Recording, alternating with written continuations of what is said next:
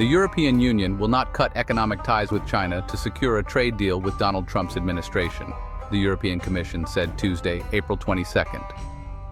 This comes amid reports that the White House has asked countries to choose between Washington and Beijing. Although the United States has not officially confirmed this demand, Trump has suggested nations might have to pick sides to gain lasting concessions from his tariffs, which have surprised allies and rivals alike. These tariffs are temporarily paused for 90 days, giving governments a chance to negotiate deals. When asked if Latin America should decouple from China, Trump told Fox News, maybe they should do that. This comment drew a sharp warning from Beijing. China's Ministry of Commerce said Monday, China firmly opposes any deal made at the expense of its interests. If that happens, China will not accept it and will take reciprocal action.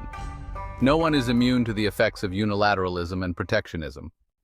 On Tuesday, the European Commission, responsible for the trade policy of its 27 members, distanced itself from the dispute. It said talks with the U.S. and relations with China are separate issues. We have ongoing trade talks with the U.S., said Ariana Podesta, the Commission's deputy spokesperson.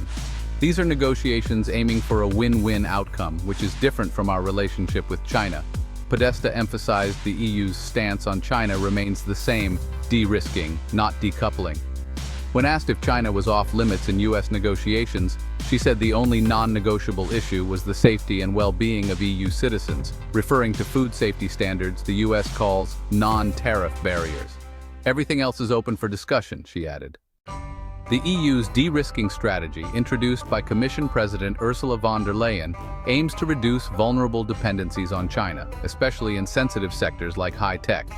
China has been accused of using supply chains as leverage, cutting exports of critical minerals and magnets in response to U.S. tariffs. Von der Leyen, praised by Joe Biden's administration for her strong stance on China, has recently softened her tone. She now describes a transactional foreign policy that allows for constructive engagement with countries like China, even if they don't share the EU's core values. Soon after Trump announced his reciprocal tariffs, which unsettled markets, von der Leyen spoke with Chinese Premier Li Qiang. The EU stressed the need for a strong, fair trading system, while China expressed readiness to promote steady development in EU-China relations. Both sides announced an EU-China summit for July. This exchange sparked talk of an EU-China reset, which Brussels downplayed, warning against flooding the EU market with cheap Chinese exports displaced by US tariffs. Von der Leyen said, "We cannot absorb global overcapacity nor accept dumping."